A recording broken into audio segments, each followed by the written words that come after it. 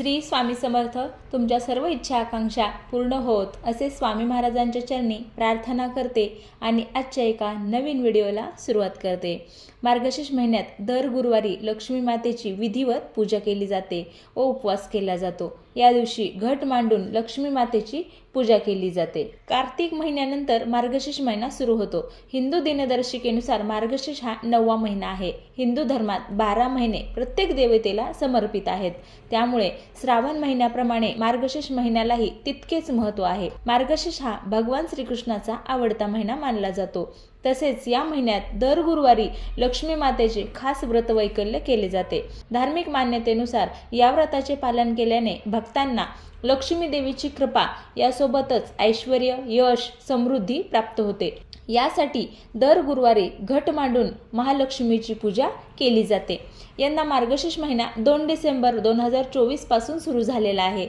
या महिन्यात 4 मार्गशीर्ष गुरुवार साजरे केले जाणार आहेत, पण यंदा कोणत्याही तारखेला गुरुवार असतील तसेच या गुरुवारच्या व्रताचे महत्त्व, विधी काय आहे हे आपण या व्हिडिओमध्ये जाणून घेणार आहोत। तत्पूर्वी तुम्ही जर माझ्या चॅनलवर नवीन असाल तर माझ्या व्हिडिओला लाईक करा, शेअर करा आणि सबस्क्राईब करा। मी या व्हिडिओमध्ये तुम्हाला मार्गशीर्ष महिन्यातील माता लक्ष्मी देवीची पूजा कोणत्या वेळेला मांडली जावी याची विधिवत माहिती सांगणार आहे। मार्गशीर्ष गुरुवारी घट मांडण्याआधी जागा स्वच्छ करून रांगोळी काढावी। रांगोळीने स्वस्तिक मांडून त्यावर चौरंग किंवा पाट ठेवावा। चौरंगावर लाल कपडा ठेवून त्यावर तांदूळ व त्यावर तांब्याचा कलश ठेवावा।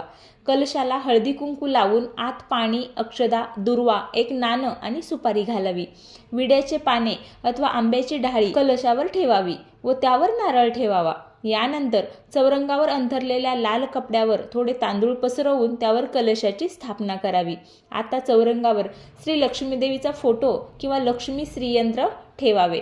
कलशापुढे विडा, खोबरे, खारीक, बदाम, इतर फळे व खडीसाखर किंवा गूळ ठेवावा।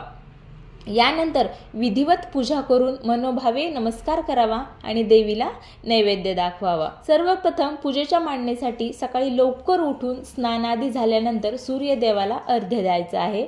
हातामध्ये जल, फूल, अक्षता घेऊन या व्रताचा संकल्प करायचा आहे आणि आपल्या मनातील ज्या इच्छा आहेत त्या इच्छा देवीसमोर प्रकट करायच्या आहेत। अशा प्रकारे पूजेचा संकल्प केल्यानंतर घराच्या ईशान्य कोपऱ्यात किंवा जिथे तुम्ही देवपूजा करता तिथे तुम्हाला पूजा मांडायची आहे। आधी गंगाजल शिंपडायचे, त्यावर पाट ठेवायचा, वर त्यावर लाल वस्त्र अंथरून घ्यायचे आहे। नंतर माता लक्ष्मीला प्रिय असलेले अष्टदल कमल तांदळाने काढून घ्यायचे आहे। त्यावर कलश स्थापन करायचा आहे, तर त्या आत कलशामध्ये थोडेसे गंगाजल टाकून त्यात पाणी भरून ठेवायचं आहे। तसेच त्या कलशावर स्वस्तिक काढून 8 दिशांसाठी स्वस्तिकच्या दोन्ही बाजूला उभ्या रेषा काढून घ्यायच्या आहेत। यात आंब्याचे 5 पाने, त्यानंतर त्या कलशामध्ये हळकुंड, सुपारी, 1 रुपयाचा शिक्का टाकून तो कलश ठेवायचा आहे व त्यावर नारळाची स्थापना करायची आहे। श्री लक्ष्मी मातेची मूर्ती किंवा श्रीयंत्र सुद्धा तुम्ही पूजेसाठी वापरू शकता। लक्ष्मी मातेचा फोटो ठेवण्याआधी त्याखाली थोडे तांदूळ ठेवावे व त्यावरच तो फोटो ठेवावा। श्री गणेशाची स्थापना करण्यासाठी नागवेलीच्या पानावर सुपारी ठेवावी। नागवेलीचं पान नसेल तर फक्त तांदूळ ठेवून त्यावर सुपारी ठेवली तरी चालू शकते। त्यानंतर तुम्हाला दीपपूजन करून घ्यायचे आहे। दिव्याला फूल, अक्षता वाहून दीपपूजन करावे। कर्मसाक्षी दीप असतो म्हणून दीपपूजन फार महत्त्वाचे आहे। त्यानंतर घंटीपूजन करून घ्यायचं आहे। घंटीला फूल, अक्षता वाहून घंटीपूजन करायचं आहे। त्यानंतर सर्वप्रथम श्री गणेशाच्या मूर्तीला गंगाजलाने नंतर पंचामृताने स्नान घालून तांदळावर ठेवावे। त्यानंतर सर्वप्रथम श्री गणेशाच्या मूर्तीला गंगाजलाने नंतर पंचामृताने स्नान घालून तांदळावर ठेवायचं आहे। सोबत माता लक्ष्मीच्या फोटोवर सुद्धा तुम्हाला पंचामृत शिंपडून घ्यायचं आहे। नंतर हळदी, कुंकू, अक्षता, फुले वाहून श्री गणपतीला आणि लक्ष्मीला अर्पण करायचं आहे। माता लक्ष्मीला प्रिय असलेले लाल फूल असेल तर अतिशय उत्तम। नैवेद्य म्हणून तुम्हाला गुळ, खोबरे किंवा 5 फळे ठेवायची आहेत। त्यानंतर कथा वाचायची आहे आणि पूजा आणि आरती करून घ्यायची आहे। हे व्रत कोणीही करू शकतं, म्हणजे महिला असेल, पुरुष असेल, विधवा असतील, कुमारिका असतील, असं कोणीही हे व्रत करू शकतं। आणि जर दिवसभर तुम्हाला कहाणी वाचायला वेळ मिळाला नाही तर तुम्हाला जेव्हा शक्य असेल तेव्हा तुम्ही कहाणी वाचू शकता किंवा दिवे लागण्याच्या वेळेला सुद्धा तुम्ही कहाणी वाचू शकता। यानंतर तुम्हाला नियमांचे पालन करायचे आहे. ते नियम कोणते? जर तुम्ही दुपारी झोपलात तर तुम्हाला संपूर्ण व्रताचं फळ मिळत नाही.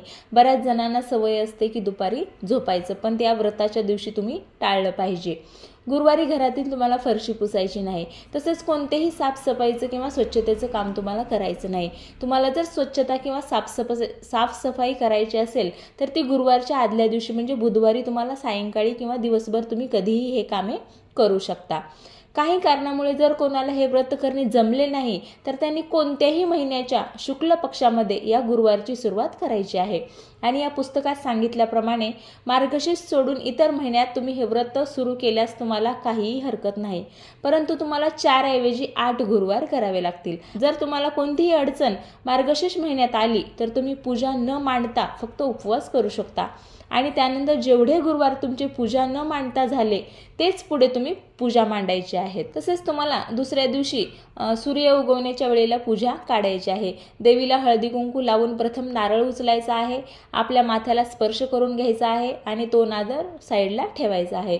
त्यानंतर कलशातील पाणी थोड्या आधी घरात शिंपडून घ्यायचं आहे. नंतर ते झाडांना दिलं तरी किंवा तुळशीला ओतलं तरी चालेल. त्यानंतर सुपारी आणि नाणे तुम्ही पुढच्या गुरुवारी सुद्धा वापरू शकता आणि नारळ सुपारी हे देखील तुम्ही पुढच्या गुरुवारी वापरू शकता. व्रताच्या शेवटी तांदूळ हे कोणत्याही घरामध्ये जे शाकाहारी किंवा मांसाहारी याच्यासाठी तुम्हाला वापरायचं नाही. ते तांदूळ तुम्ही पक्ष्यांना दिले तरी चालतील. उद्यापनात तुम्हाला 5 सुवासिनी किंवा 5 कुमारिकेची पूजा करायची आहे. दूध, केळी किंवा कोणतीही एक वस्तू तुम्हाला वाण म्हणून द्यायचं आहे. जर 5, 7, 11 जमले नाही तर 21 सुद्धा तुम्ही कुमारिकांना किंवा सुवासिनींना भेट म्हणून केळी, दूध किंवा वाण देऊ शकता.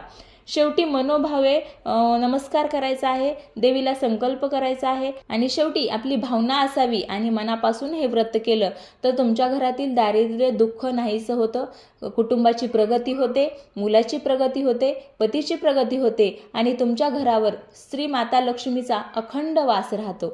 जय श्री महालक्ष्मी माता.